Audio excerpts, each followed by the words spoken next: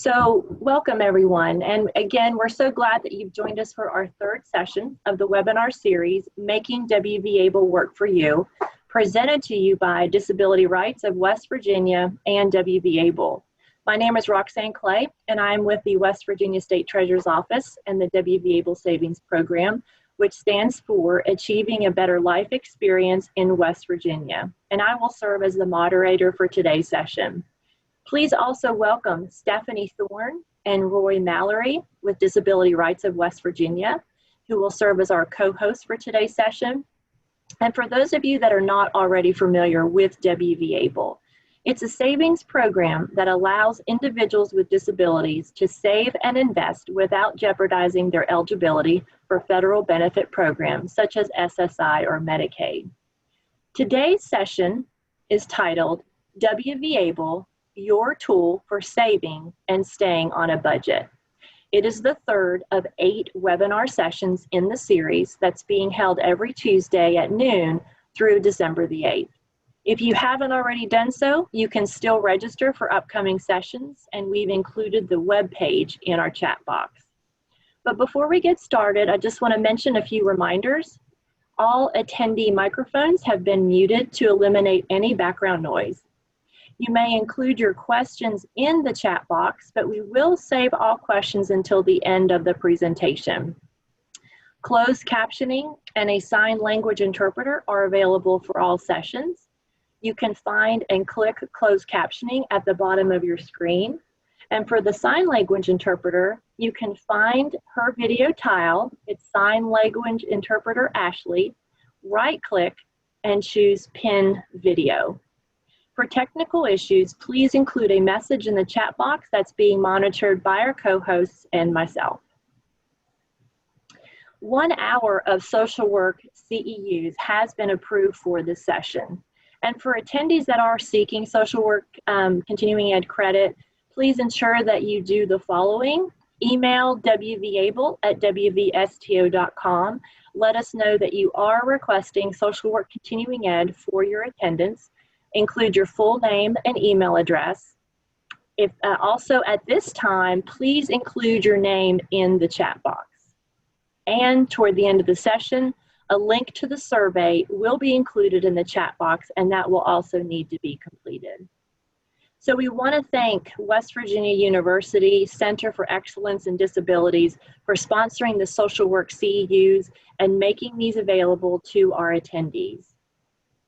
Additionally, we want to take a moment and recognize our co-host, Disability Rights of West Virginia, our planning committee, and all the scheduled presenters. WVABLE would also like to acknowledge and thank the WVABLE Advisory Board members for their ongoing support of WVABLE Savings Program. And as you can see in the slide, the members are made up of numerous organizations and entities that serve and or advocate for people with disabilities. They play an important role in informing individuals around the state about the program. And of course, the WVABLE program wouldn't be possible if not for the work of State Treasurer John Perdue. He supported the many West Virginia families and advocacy groups that wanted the program in our state. He, his staff, the families and groups worked hard to bring this program to West Virginia, and our state became one of the first in the nation to pass local ABLE legislation in response to the passage of the Federal ABLE Act. So at this time, let me introduce our presenter for today's webinar session. Josh Juckett, Work Financial Wellness Consultant with BB&T, now Truist. Josh has been with BB&T, now Truist, for 11 years, and with BB&T at Work Financial Wellness Program since 2015. Josh is a graduate of Georgetown College, where he earned a bachelor's degree in history and communications, and Eastern Kentucky University, where he earned a master's degree in history. So Josh, welcome. Oh, good morning, everybody. Roxanne. And I just want to take a second and say that I'm really excited to be with you all today. We're going to talk about some fun stuff. We're going to talk about money. So I don't know about you all, but you know, whenever with Halloween coming up and Roxanne was asking us questions about candy. I've been thinking about my favorite types of candy, and I'm like Roxanne. I'm a candy corn kind of guy. Snickers is my favorite candy bar. I could talk about candy for the next hour, and we wouldn't have to pause to breathe. But we're going to talk about something that's a little bit more important. We're going to talk about saving and budgeting. We're going to talk about the West Virginia ABLE account and how that can be a good resource and tool to help you out in your financial journey. So we're going to talk about a few different things. The first thing we're going to talk about is we're going to talk about financial stress. And then we're going to move on. We're going to talk about the importance of having financial goals and why you should have a goal and what setting a goal can do for you. We're going to talk about the different components that make up financial wellness. Then we're going to look at how West Virginia ABLE can be a part of your financial wellness plan. And then finally, we're going to look at resources that can help you start your own financial wellness plan and put together some of the things we talk about into action. Now, first, we're going to start off with a little bit of a pretest here. So I'm going to ask you all, if you would, to, as we go through the questions, please put your answers in the chat box. We're going to do a pre-test now. We'll do a post-test later. So want to see what we get throughout this presentation. So again, whenever you we get to the questions, go ahead and put that answer in the chat box for me. So which of these are not components of a financial wellness strategy? Is it A, a partner, B, social media, C, financial plan, or D, taking action? Which of those is not a component of a financial wellness strategy?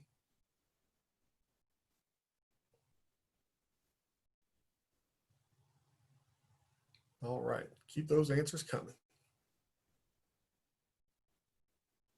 All right, let's go on to the second one. If you haven't plugged in your answer yet, go ahead and feel free to do that. Well, the second question, West Virginia ABLE allows eligible account holders to save how much per year? Is it A, $15,000, B, $20,000, C, $12,490 if employed, D, both A and C, or E, both B and C? I had to make that one a little bit harder.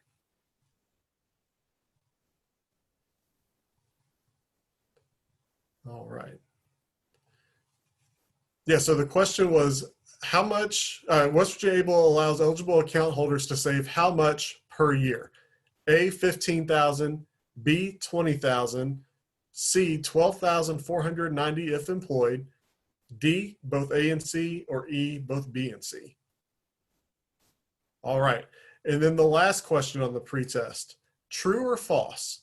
Having a financial plan is all you need to do to achieve your financial goals. Is that true or is it false? I'll give you a second to answer that too.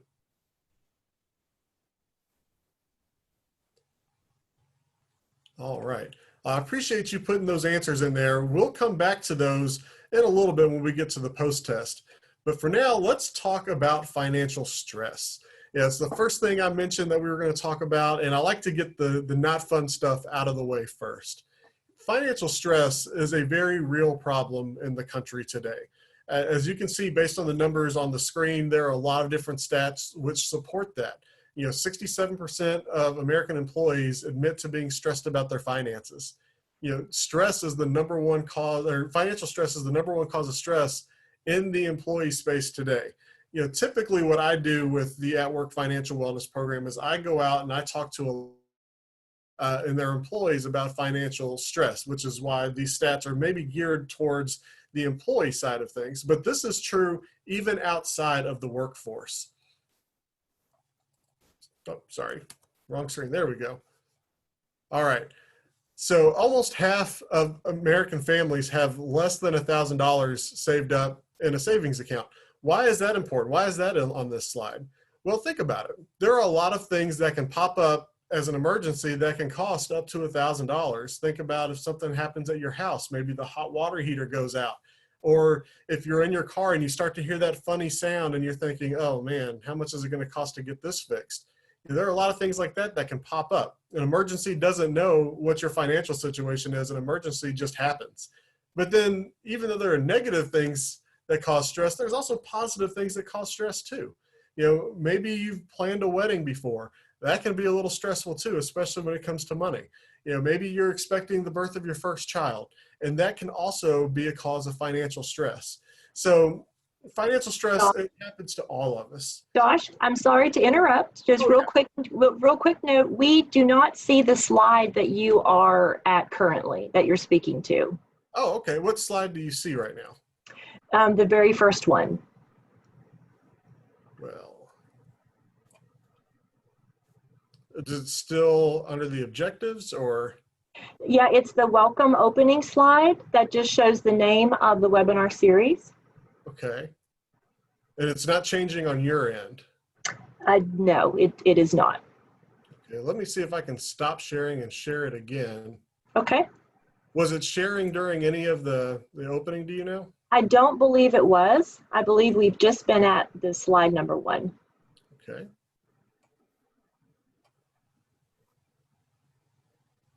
Let's see here.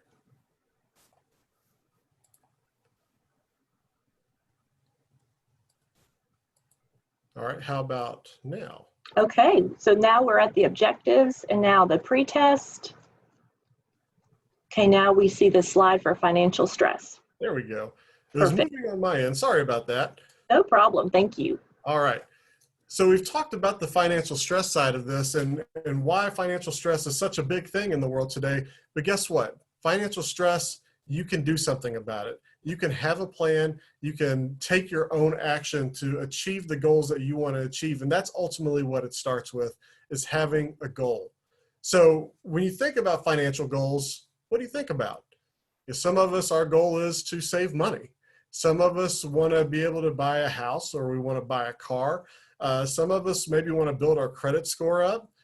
Some of us just want to be able to manage our checking account, not overdraft our account. There are a lot of different financial goals out there. So here's what I'm going to ask you all to do for me for just a second. You don't have to put this in the chat or anything, but just think about it for yourself. What is your financial goal? What do you want to do in your financial life? And I'll give you a second to think about that.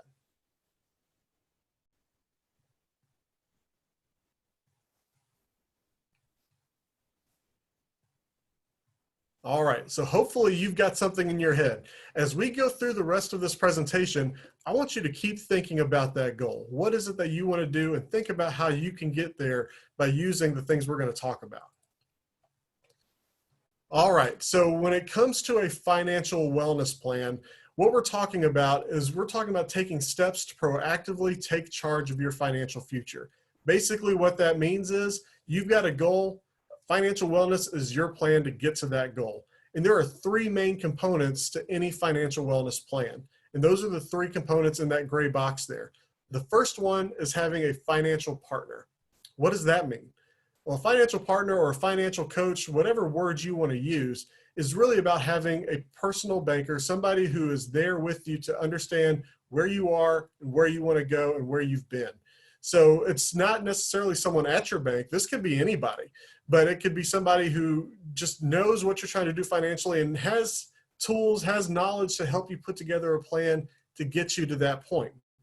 The second piece is having the plan itself. I like to think of this in terms of having a New Year's resolution. I know we talked about Halloween earlier. I'm going to skip ahead a couple of months. For a lot of us, we like having a New Year's resolution. It's real easy to sit there and think of that goal that we want to do. And then when it comes time to do it, we don't know how to do it. You need a plan, because what usually happens with the New Year's resolution? We end up not following through, right? So that's why most of us don't even like it. That's why a lot of us don't really try as hard as we should when it comes to our financial goals either. We've got the goal, but we don't know how to get there. Having a plan is about knowing what your next step is. So if you're on your first step, if you're on your 5th step, if you're on that last step, as long as you've got steps to take and you've got that plan to follow, you can achieve what your goal is. And then that last piece there is about taking action. Going back to the New Year's resolution, I can say, you know what, 2021, I'm going to lose 10 pounds. That's the one we all talk about, right, is losing weight. So what am I going to do about it? Am I just going to sit around and hope it happens? Because guess what? That probably doesn't work. If I have a plan, I need to do my plan. The same thing is true for your financial goals. If I have a plan to save money, that money's not going to save itself. I've got to have a plan, I've got to have a budget, and I've got to stick to that plan in order to get to where I want to go. And so that's where it comes into having that goal. That's why having a goal is so important. It's because that is ultimately what's going to guide every other step of the process. That's why I had you think about your goal a second ago, because as we walk through the different pieces of a plan, the different steps you can take, I want you to think about how you can do that in your own life. And we're going to talk about some tools and resources you have to actually move forward with that as well. So we're talking today specifically about the West Virginia ABLE account and the process of setting up a saving and budgeting plan. So let's start first with what is a budget. So a budget, for most of you probably already know this, and I say this as someone who's been in banking for over 10 years. I've been with the financial wellness program now for 5 years. The most important thing you can do to achieve your goal is have a budget. Most of you all already know that, but the reality for a lot of us is what? We hate budgeting, right? Budgeting is hard to do. It's easy to sometimes write it down on a piece of paper. There's a lot of cool apps out there where you can upload your budget and you can track everything. And it's easier now than ever before to actually have a budget, but it's still difficult to stick to it. So we're going to walk through a couple of the different components of a budget. So what is a budget? It's essentially taking in, how much money do you have coming in, your income, versus how much you have going out, your expenses. So you start with your income, and based on that, you have to figure out, okay, here's what I need to pay out of this money coming in each month. Sometimes people will do a budget over a week period, 2 week periods. I like to do it in the period of a month just because it's a little bit easier for me to do that way. Most of my monthly expenses tend to be about the same, so it's just a good overall convenient way for me to do it. Look for what works best for you though. And as you go through and you're looking at that budget, really get down to where your money's going. You know how much is coming in. That could be the same amount every week, every 2 weeks, every month, however you get paid. It may fluctuate a little bit if you are an hourly worker and you work different hours each week, but you're going to have a good idea of how much money you're going to be bringing in. That's the good starting point for your budget. As you look at your expenses, you've really got to prioritize and look at what's important. What is important when it comes to having a budget? You got to look at the things that are necessities, right? Your food, your shelter, your clothing, things that you have to pay each month. So that could be a rent payment, could be a mortgage payment, could be for your grocery bill. It could be for your utilities, water, gas, electric. Some of you all may have, a car payment, or you may have to pay for, transportation another way. The things that you have to have month to month, those have to be the priorities whenever you are setting up your budget. One of the things that often gets overlooked whenever we're setting up a budget is we forget to pay ourselves. And that's where the savings piece comes into this. Now, it's hard to come up with that at first, right? Because if you're going through your budget for the first time, you don't know how much money you're going to have left over to save. So what I like to recommend to people to do is start with what your minimum amount would be that you want to save. Maybe it's just $10 a month at first. Maybe it's 20, maybe it's 50. Go ahead and identify for yourself, what do I want to save? Because if you don't have that in mind, well, it's easy to find another place to spend that money when it comes to doing the rest of your budget. So when you're going in and looking at your fixed expenses, the things that you know you have to do each month, go ahead and include your savings in that as well. It's going to make it easier to develop that habit and save later on.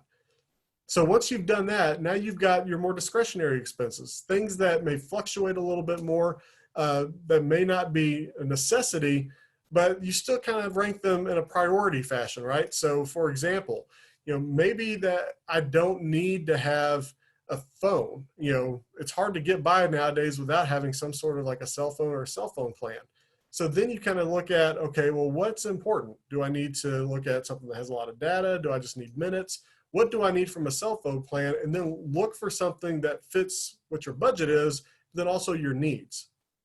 A lot of times we just figure out, hey, I'm at the Verizon store. They're telling me I can get this deal. I can save money. I don't really need all that data, but you know what? Why not? I get it on sale. When the reality is there's probably a less expensive plan that fits more of my needs, but it doesn't have all the extra stuff. So again, it's about knowing what's important to you. A lot of us don't need to have, a cable bill. which can be a lot of money. I actually cut the cord on cable a few years ago and just used Netflix. So I ended up going from $80 a month in cable to just spending $10 a month on Netflix. So again, when you're looking at your budget, see what's important to you, know what's important to you, and then filter your budget around what's important. It's going to be different for everybody. That's why a lot of times people will try to do a budget and it doesn't happen for them because they're trying to do what somebody else did in their life. My life's going to be different than your life, different than the person next to you. It's going to be something that has to fit what works for you. And then that brings us now to the savings piece. So we've already talked about the importance of saving. We've walked through the basics of budgeting. How does this incorporate into a savings plan? Well, first off, go back to your goal. What are you saving for? Am I saving for a rainy day? Am I saving for a house? Am I saving for a car? What's the best way to save money? Do I just need to set up a regular savings account? Do I need to set up a West Virginia ABLE account? Do I need to set up a CD or IRA? There's a ton of different types of savings accounts out there. It's important to know what your options are. And to do that, a lot of times it helps to have somebody to reach out to. I will say this, in the time that I've been with the West Virginia ABLE Advisory Board, I've learned so much, not just about the program itself, but in the last 2 years, just the amount of resources that you all have access to learn about the West Virginia ABLE program. These seminars, for example. I know Roxanne's going to talk a little bit later on as we close about some different ways that you can reach out. Don't be afraid to use these resources. And as you can see on the screen, West Virginia ABLE can be a big part of your financial plan. As you can see the benefits there, and if you've joined these other seminars, you know that there's a ton of benefits to having a West Virginia ABLE account when it comes specifically to saving money. You can actually set it up to where money can automatically transfer into a West Virginia ABLE account, which really helps with that budgeting piece, right? So if I budget, I want to make sure I'm putting $50 a month into savings. Well, if I rely on myself to do that, I might forget. So being able to set that up to where money will automatically go into that account makes it a little bit easier to do that. It takes one less thing off my plate. As you can see here on the slide, prior to having the ability to have a West Virginia ABLE account, a lot of folks were limited in how much they could save to about $2,000, which can make it difficult to plan financial goals because a lot of times if you need to buy a car or a house, you need a down payment a lot of times that's usually a little bit more than that. So having a West Virginia ABLE account actually allows you to save more money, which allows you to expand what your financial goals are. Now you have the ability to save money for a down payment on a house and not risk losing your benefits. You have the ability to save money for that down payment on a car and not risk losing your benefits. So there are a lot of things that you can save money for through this plan, through this program, to help you go forward in your financial life. So think about your goal again. And now think about what's prevented you from getting to that goal, since you've had it. Maybe it's been, a lack of ability to save money because you're afraid you're going to lose some sort of benefits. Or maybe it's, you just never thought about, well, gosh, if I just set this much aside each month, it'll build up. West Virginia ABLE is going to give you an opportunity and allow you to overcome some of those obstacles you may have had in the past. And it's definitely something you want to look at to do that. I'm not going to get into all of the different eligibility. I know we've talked about those on the previous seminars, but that information is there for you to look at, and it's there for you to take advantage of. And I encourage you all to do that. At least have that conversation, with your family, with somebody you trust who can tell you a little bit more about the program if you have questions, but look into it. The next resource I want to share is over on the right-hand side of this page. Now, if you're on your phone or laptop right now, you've got the link there. Go ahead and if you can copy and paste that link, you can do that. If you're on a computer or a tablet and you've got your phone handy, you can scan that QR code, and that's going to pull this website up called Financial Foundations. And I'm going to try this screen sharing business again. Let's see if I can get it right this time. And I'm going to try to pull up the site for you. So, and Roxanne, if you don't care to come off mute real quick and let me know if you can see that site for me.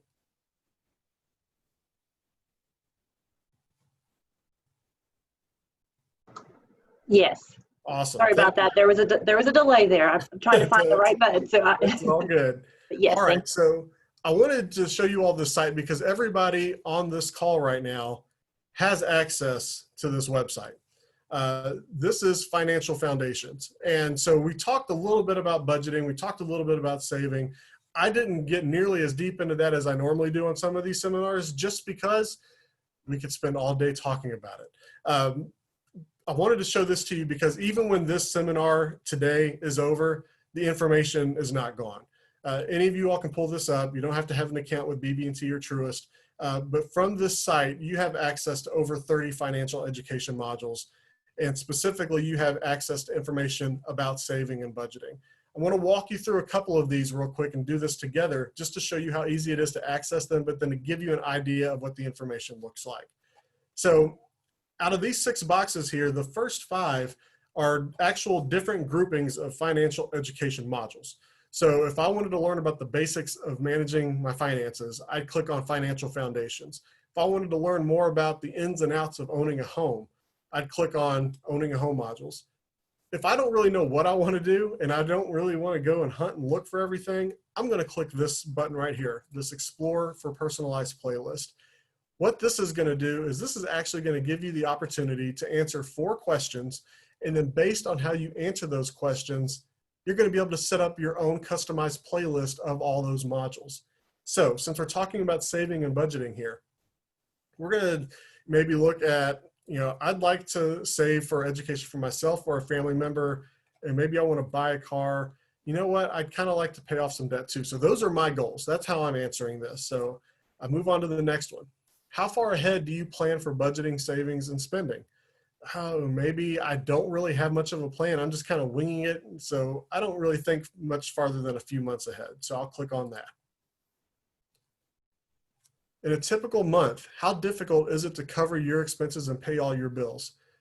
Maybe times have been tough. For a lot of us, we've, maybe had a family member who has, got reduced hours, or maybe we've lost our job in the last few months. So there's a lot of craziness that's been going on, right? So maybe it's been a little bit tight. So I'm going to say it's very difficult. And then this question, and this is a really important question. If nothing else, I hope you all take advantage of this survey just so you can think about this for yourself. Suppose you have an emergency expense that costs $400. How are you going to pay for that? And then there's some different options on there. Maybe you don't have that in savings. Your credit's not great, so you can't go get a loan. Maybe I'll try to borrow from a friend or family member, or maybe I can try to get a payday loan. And for some of us, it's just, I wouldn't be able to afford that expense right now. So based on how you answer these questions, it's going to analyze that. And now it's going to give me my own playlist of those modules. So based on what I said, what it now knows is important to me, I have a list of these modules I can go through and learn how to build an emergency savings account. I can learn about different ways to pay for college. I can learn about car loans. I can learn about creating a budget. And as you see over here on these timestamps, these don't take very long to do. You're usually looking at about 5 or 6 minutes. Some of them are a little bit longer, 7 or 8, but you can do these straight from your phone, straight from your computer, laptop, whatever, and just learn about how to build an emergency savings, how to set up a budget. Why is this important? Well, it goes back to what we were talking about earlier. Whenever you have a goal, you got to have a plan. If you don't know how to set up a plan, you're not going to be able to get to that goal more often than not. So this is just a really key component in setting up your plan, learning about the steps I can take to start achieving this. All right, go back to the slideshow here.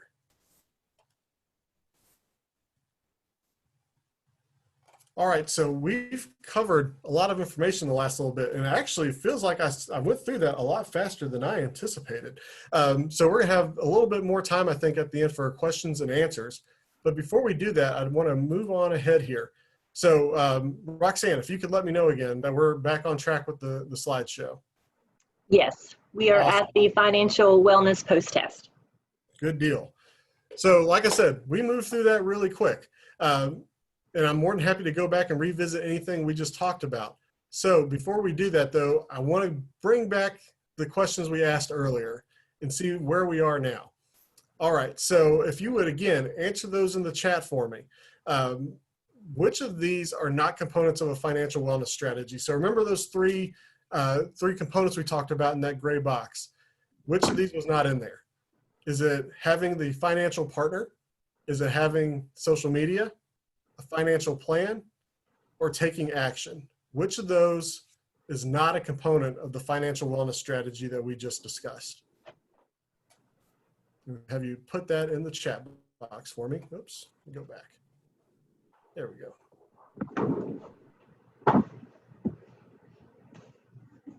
All right. All right, so let's move on to the next question here. West Virginia ABLE allows eligible account holders to save how much per year? Was it A, 15,000, B, 20,000, C, 12,490 if employed, D, both A and C, or was it E, both B and C? And we didn't get too deep into that. This was in that, that chart that I showed you on the previous slide, if you remember that.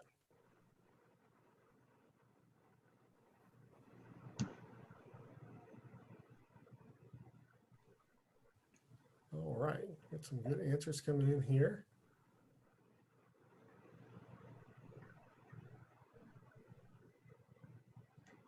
All right, and just so you all know, since this is the post test now, so that the answer for the first question, which of these are not components of a financial wellness strategy, the correct answer on that was B, social media.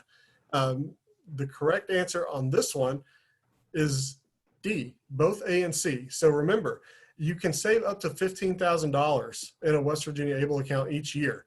If you are employed, you can actually save an additional $12,490 into that as well. So the answer there is D, both A and C. So good job. Most of you all got that one. And then true or false, having a financial plan is all you need to do to achieve your financial goals. So let's go back a little bit and talk about that too. Most of you are bringing in the right answers here. The right answer on that one is false. Why is that? Well, remember what happens when we have a plan. We have our goal, we've talked to our partner, we've come up with our plan. That's great. Now I can just sit back and just let it happen, right? No, we got to do something about it. That's that third piece, that action piece that we talked about. You got to actually take the steps. So whenever you know what your next step is, you got to do something about it. So for those of you who were thinking about your goal earlier, think about what your step is. So if your goal is I want to save money, well, the first thing you got to do is what? It's that budget piece. You've got to come up with your budget. If your goal is to pay off your credit cards faster, how are you going to figure out how to do that? It starts with the budget. If your goal is to just try to get through the next month and not overdraft your account, guess what the first step is? That's right, it's a budget. So for most of us, that first step is going to be to have a budget. So if you have not set up your budget, if you've tried before and it just hasn't worked out, take another stab at it. I will tell you this, whenever I first started with BB&T, gosh, back in 2008, I was a teller. I was a part-time teller just out of college. And as Roxanne mentioned, I have a degree in history and a degree in communication. I knew nothing about banking. Here I was working at a bank, and I didn't know the first thing to do about managing my own financial life. I was lucky because I got the opportunity to spend some time with people who knew what they were doing, and I learned the importance and the value of budgeting. Even though I learned that in 2008, I didn't really start effectively budgeting for myself until probably 2016. So it took me a few years. I can be a little bit stubborn sometimes, but it's hard because I'd come up with a budget. It would look so good on paper, and then I'd stick to it for maybe 2 or 3 weeks, and then there'd be something that would pop up and happen. I put money in my savings account. Next thing I know, I've got to buy something for school, or I'd have to get my car fixed. There was always, it seemed like there was something going on. So it becomes really easy to get discouraged. So I can't stress this enough. If you have a budget and it's not working out, just recalibrate your budget. Figure out what's not working and change that. Don't try to change your whole life at once. Just try to change the one little thing that's stopping you now. And then whenever you're able to do that, once you do get your budget working, that's when you can move on to step 2. So if your goal is to save money, now you got to get that savings account opened up. If you're eligible for a West Virginia ABLE account, I cannot encourage you more than to just go talk to someone, look at the information on the site, find out if that is a good fit for you. There are so many benefits that you can take advantage of through a West Virginia ABLE account. And then because you're able to save money through that, you're able to save towards whatever your goals are.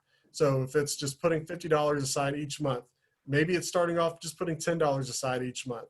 You can build on that as you continue to restructure and retool your budget throughout time. And then once you've got that going, then you can start thinking, okay, what's my time frame here? So I'm able to save this much. That means by this time I can buy this, or I can put a down payment on this. If your goal is to build credit, you know, maybe, and you may not think budgeting has a lot to do with that. Guess what? It does, because in order to build credit, you have to use credit. In order to use credit responsibly, you have to be able to manage your own financial budget. So again, it all boils down to just the really simple basics of budgeting and saving money. I know I'm making it sound simpler than it is. Trust me, I know it's not simple. That's why it's good to have a financial partner, somebody you can reach out to and talk to and help guide you through these different pieces. So with that said, I hope you all have a bunch of questions, because I know I threw a lot of information at you all. So I'm going to go ahead and pause on the presentation and open it up to you guys. What do you have questions about when it comes to saving and budgeting, or how you can use West Virginia Able to do that? I'm happy to answer questions about the site. What is on your all's mind right now?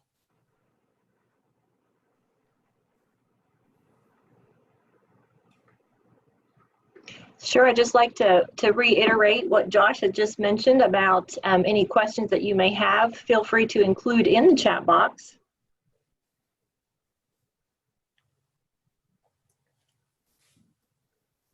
So we do have a question from Jennifer Tenney.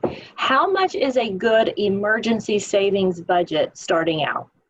That is a great question. It's a question I get quite a bit. And the answer to that is there's not really a hard set number that you're looking for. The real answer there is you're wanting to save anywhere from 3 to 6 months worth of expenses. And why is that? It's because if something happens to your income, maybe you have to take time away from work, or there's a disruption for whatever reason, you want to make sure that you can cover your expenses for whatever period of time you want to do. 3 months is a good rule of thumb. 6 months is even better. But again, you have to know what your budget is to be able to figure out what that number is. So go through, do your budget, determine what your monthly expense number is. You want to multiply that by at least 3, and that's the number you want to target in an emergency savings account. Good question. Excellent question. Anyone else?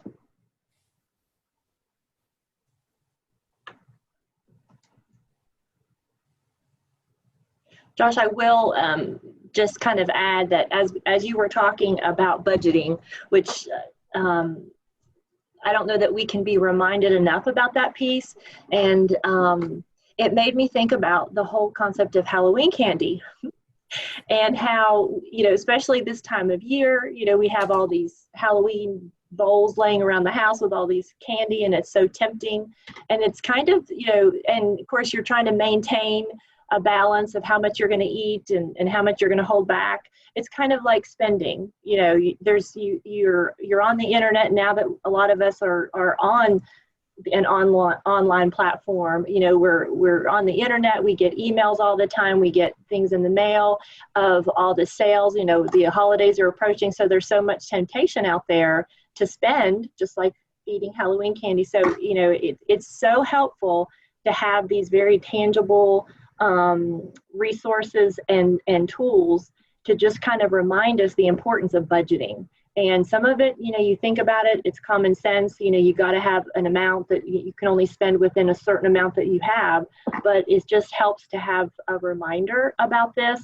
And, we're really thankful that you have been able to provide a presentation on this today. This is the first that we've actually kind of tapped into the whole financial literacy as it relates to savings. However, we know how important it is to first start with the basics, start with a financial plan, start with goal setting. And of course, goal setting starts with a budget. And so again, just can't thank you enough for giving us this presentation today and all the things that you mentioned. You discussed financial stress and what that looks like. And of course, now we know with COVID and what we're all living with, that stress has even increased even more. You discussed financial goals and the importance of goal setting. And that can be actually fun. it can be fun and it can be exciting to think about the potential of reaching those goals. You've identified, the components of financial wellness. You looked at how WVABLE can be part of the financial wellness plan, and you provided some really good resources to help start our financial wellness plan. You provided we shared a link for BB&T that gives us some quizzes and I love quizzes, and I love different modules that you can click to kind of learn a little bit more detailed information. And it's just all incredibly helpful. So if anybody has any follow-up questions about any of the resources that Josh has provided, look in the chat box, they are there. And, as far as WVABLE goes, we know that this is the tool for individuals with a disability to save and invest without being at risk for losing eligibility for federal benefit programs such as SSI and Medicaid. It also includes HUD. It also includes SNAP benefits. Now, for any of you that missed the presentation for WVABLE that was on October the 6th, that's kind of how we kicked off the series.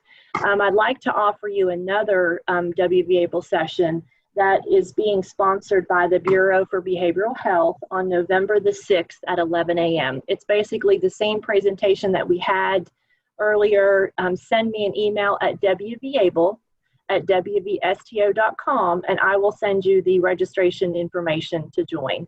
But it is important to know the ins and outs about WVABLE. We go into a lot more detail about the benefits and about eligibility, about qualified disability expenses, and Josh did kind of tap into that during his presentation today. But there is a lot more to know. For those of you that are a family member of an individual with a disability, or if you are the individual with a disability, if you are someone that works with those that are eligible, it's very important that you know kind of the ins and outs so that you can provide some answer to some basic questions. Know that WVABLE.com is the website where enrollment takes place, but also where individuals can find frequently asked questions, and also a resources tab with additional information. And we will have the recordings to these sessions available. But in the meantime, it's always great to participate in a live session so you do have the opportunity to ask questions and have answers. And then sometimes you don't think about questions, just like Jennifer's question about the emergency savings. That's an excellent question that many of us probably didn't even consider. But the fact that we heard the question, we heard the answer, that's always helpful.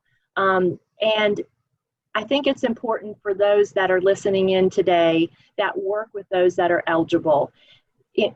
And stressing to them the importance of the concept of saving and budgeting, because a lot of folks think that they can't save, because they have this amount of money, and they're just trying to pay for their living expenses, and we know that living with a disability is expensive, but stressing the importance of financial planning, I don't think we can do that enough, and that would apply to all of us.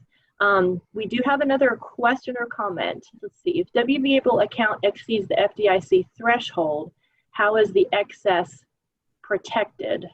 Or can a person have 2 WVABLE accounts? A person cannot have 2 WVABLE accounts. The maximum, during the enrollment process, the individual that is enrolling, there's one question about the allocation of funds, and there is a bank safe option that's 100% FDIC insured, and then the other 4 options are for Vanguard mutual fund options. So during the enrollment, the individual is going to designate, how much of a percentage of all the contributions they want in each of those options. And so again, bank safe is 100% FDIC insured, and the other 4 are more investment options where you are playing in the stock market, so that you are at risk for maybe losing some of those, well, definitely, losing some of those principal amount, but then you also have the opportunity to invest and earn from the monies that you have in your WVABLE account. So whenever the stock market is up, you can certainly earn monies. Whenever the stock market is down, you do have a risk for losing. And so at the WVABLE website, Savings and Investment tab, so if you go to the home page and you scroll all the way to the bottom, in the second column, there is Savings and Investment. Click on that. You can learn more about the savings and investment and those investment options. So if the WVABLE account exceeds the FDIC threshold, how is the excess protected? It wouldn't be. 250,000, I believe, is the FDIC threshold. So that would apply to all banking and all savings accounts. And Josh, maybe you can even tap into that piece. Yeah, you're right. 250,000 is the FDIC insured amount. I know on the banking side, so this would be outside of the West Virginia ABLE program, but there are different ways that funds can be structured, whether it's through trust accounts or anything like that. So there are options you could look at, and I would just recommend that if you are at that point, your best bet would be to sit down and talk to your banker or somebody at your bank to go over those options. But like Roxanne said, within the West Virginia ABLE program itself, you're limited to just one per person. So once you exceed that maximum coverage amount in the ABLE account, then it wouldn't be any further protected if it's still in that account. There might be other options outside of that, but once it's in the ABLE account, you'd have to look at what the benefits are of withdrawing it and the restrictions and rules around that too. Sure.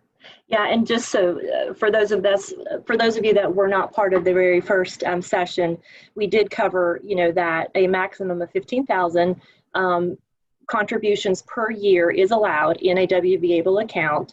For the individual beneficiary that is working, they can deposit up to $27,490 per year, and then the lifetime limit is $482,000. Let's see. I want to mention too that we are talking about resources.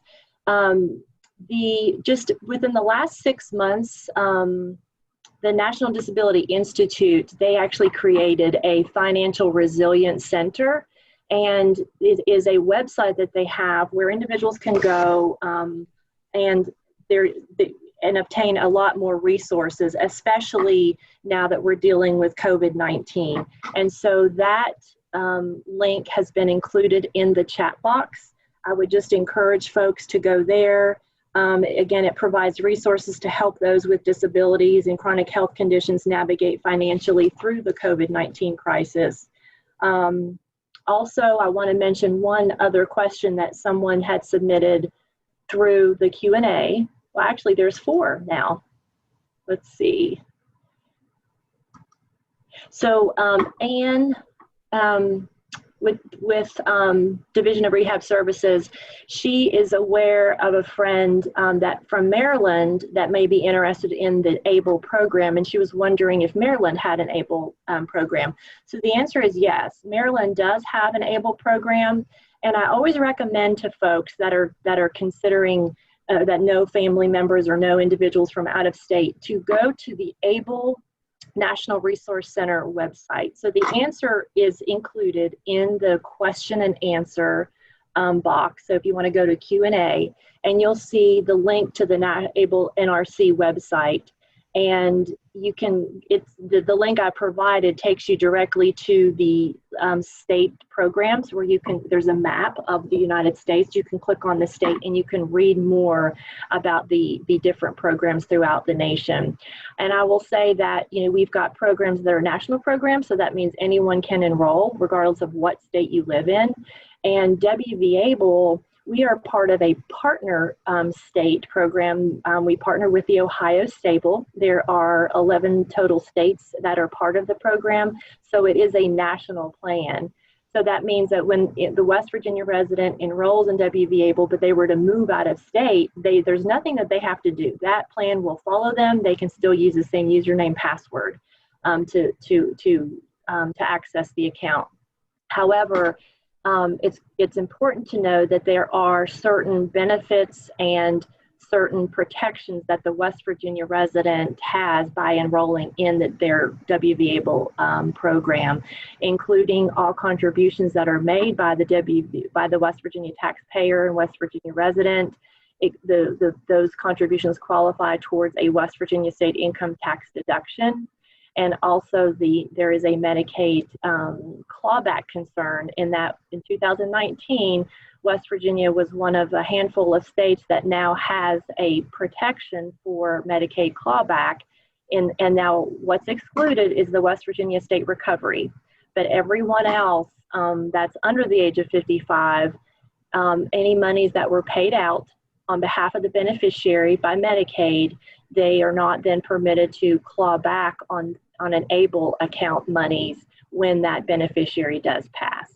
So again, the only exception is the West Virginia state recovery, and you learn more about that during the WVABLE presentation as well. Other questions? Given current interest rates, how much do I need to start an WVABLE account to overcome the fees? This assumes keeping it in the bank safe option, not investing. I believe this question may have been asked last week, and that is something that I would have to follow up on, Bill. Currently, there is a monthly maintenance fee for WVABLE that's charged by the program manager of $3.50. And so that amount actually will be going down after next July 1st, and the fee will be $3. We will provide more information about that in our quarterly newsletter. So again, if you haven't already signed up for that, please be sure to email WVABLE at WVSTO to sign up so that you can stay up to date on any of those types of changes. But again, I would have to follow up with you on a definite answer on that. It takes a little bit more calculation. If I put his birthday and Christmas money there, I think it will be eaten up with yearly fees, but there is an estimated threshold for the switching from a bank safe account to an ABLE account. So again, I think as you're considering the ABLE account, just know that the only fees that are involved is first the monthly maintenance fee that is currently $3.50 per month. After July 1 of next year, that amount will go down to $3 per month. As ABLE accounts continue to increase, that amount we can expect that amount to continue to decrease. And then of course, if you invest your monies in one of the 4 Vanguard mutual funds, there is an asset-based fee that only applies to the earnings portion of 0.19% to 0.33%. But just know those numbers as you're considering the ABLE and as you're considering, birthday money and Christmas money, and how much money that you would want to deposit there. And then another question: what is the maximum age that someone can be to apply for an account? So the onset of the disability for WVABLE is 26. So in other words, that would include the symptoms. If there's documentation somewhere that the individual developed their symptoms of their disability prior to age 26, then that would meet the eligibility criteria. Now, they could be 54 years old and having never enrolled in an ABLE account, and now they can enroll. Now they've decided to enroll in ABLE, and that would be acceptable. So as long as the onset of the disability occurred prior to age 26, then that would meet the eligibility criteria. So the maximum age, it could be any age in which they could actually complete the enrollment, as long as the onset of the disability occurred prior to age 26. And do we have any other questions? And Stephanie and Roy are helping to monitor the chat box and the Q&A. Roxanne, I don't see anything outstanding right now. Okay. Now, Josh, was there anything that you wanted to close with, or any additional information, or anything you wanted to kind of emphasize before we close today's session? Absolutely. First off, I just want to say thank you all again for joining today. Always love talking about saving and budgeting. As you could probably tell, I get really excited about it. And really wanted just to draw your attention to back to the importance again. Make sure you've got a goal. And if you're not really sure what to do to pursue that goal, make sure you talk to someone. Find someone, whether it's your bank, somebody you know that is really good at handling money. Just make sure you're talking to someone you can trust. Have them be a resource for you.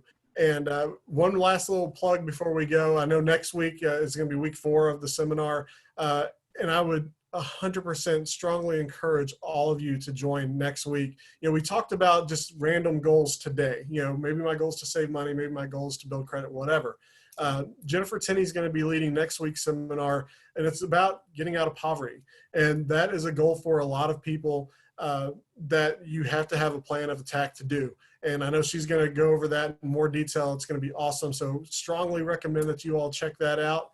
And again, thank you, Roxanne, for having me, and thank you all for joining today. Thanks again, Josh. I love this session, and I want to do it again in the future. And for those of you that are with us today, again, that share program information with the individuals that you work with and that you serve, just know that this session will be available via recording. Once the recordings are available, we will let you all know, but this would be a great session to share the video recording links with the individuals that you serve as well. We've learned a lot today, Josh, and again, thank you again. And I wanted to mention again that for those that were not able to participate in the very first WVABLE session, there is another session, November the 6th, that's being hosted by Bureau for Behavioral Health. Just send me an email, I'll get you registered. And then we have a couple last minute reminders about social work continuing ed. So for those of you that are seeking social work continuing ed, be sure that you have emailed wvable@wvsto.com. We want to make sure that you do get credit for your participation in today's session. At this time, please in the chat box. That is for record keeping purposes. And then there is a survey link included in the chat box. Also be sure that you click on that link and you complete that survey. All the above is needed in order to receive social work continuing ed. If you have further questions about WVABLE, about today's session that you didn't have an opportunity to talk about today, then you can email wvable@wvsto.com. All registered attendees will receive a WVABLE information packet that includes program information and useful items with both WVABLE and stable customer service contact information, as well as program information for Disability Rights of West Virginia. The packets will be mailed to the addresses that each of you provided during registration, and please allow up to 2 weeks to receive your mailing. And Josh has mentioned next Tuesday's session, October 27th at noon. It's our 4th in the series.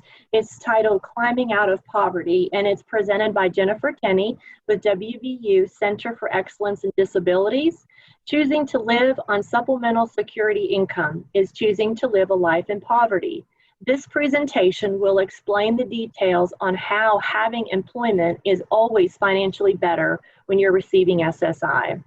Participants will learn how Social Security calculates countable income for SSI check reductions, how to apply work incentives to the reduction of countable income, how to report wages to SSA, how to initiate a plan to achieve self-support, also known as PASS, and how the WVABLE legislation and accounts work with SSI to increase financial independence. And I just want to add a personal note. I have listened to this presentation probably 2 to 3 times, and every time I listen to it, I learn something new that I didn't pick up the first time. So if you haven't already participated in this, or even if you have, we welcome you to join again, and you'll pick up on more and additional information. Again, it's always incredibly helpful to share with those individuals that you work with. So it's been a pleasure to have you all with us today. Again, thank you so much, Josh. If there's nothing else, everyone stay safe and enjoy the rest of your day.